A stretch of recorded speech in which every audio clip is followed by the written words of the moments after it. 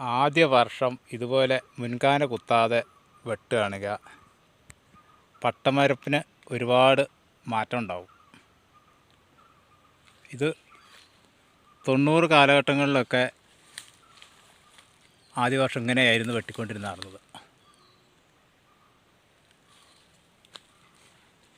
ഈ മുൻകാന ഇങ്ങനെ കുത്തി വെട്ടിക്കഴിയുമ്പോൾ തുടക്കത്തിലേ ഇങ്ങനെ മുൻകാനയും പിൻകാനയും വെട്ടിക്കഴിഞ്ഞാൽ പാലിന് കൊഴുപ്പ് വളരെ കുറയും, പച്ച വെള്ളം പോലെ ആവും. ഏത് സമയത്തും ഇങ്ങനെ നൂല് പോലെ വറ്റിക്കൊണ്ടിരിക്കും. ഇതുപോലെ വെട്ടിയെടുക്കുകയാണെങ്കിൽ അങ്ങനെയുള്ള കംപ്ലൈൻറ്റ് കുറയും.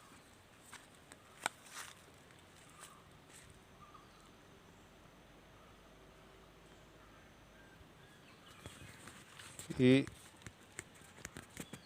വീഡിയോ വെട്ടുമ്പോൾ കാണിക്കാൻ ഏതായാലും പറ്റില്ല, അതിനുള്ള സംവിധാനങ്ങളൊന്നുമില്ല. മൊബൈലിലാണ് എടുത്തിരിക്കുന്നത്.